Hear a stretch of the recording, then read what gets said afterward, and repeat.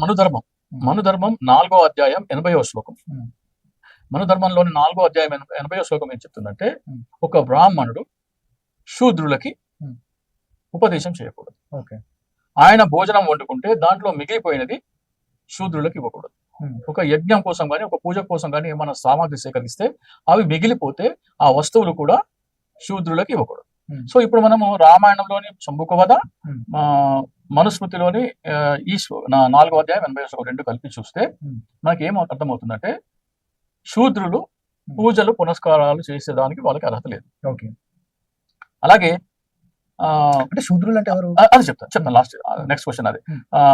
అలాగే మీకు ఉపదేశం చేయడానికి మనుస్మృతి దీని ప్రకారం బ్రాహ్మణుడు శూద్రులకు ఉపదేశం కానీ చేయడానికి, అంటే మీరు మంత్రాలు కానీ అవి కానీ వినేందుకు శూద్రులకి అర్హత లేదు.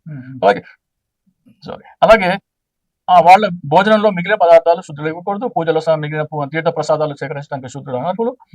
యజ్ఞ యాగాదుల కోసం తీసుకొచ్చిన సామాగ్రి మిగిలిపోయినా సరే అది శూద్రులు సేకరించడానికి అనర్హులు. ఈ శూద్రులు మొత్తము ఈ దేవాలయ వ్యవస్థ, యజ్ఞాలు, పూజలు వీటన్నిటికీ దూరంగా ఉంచాలని ఈ రెండు మనకి బలంగా చాటి చెప్తున్నాయి. ఈ శాస్త్రాలు ఆదేశిస్తున్నాయి.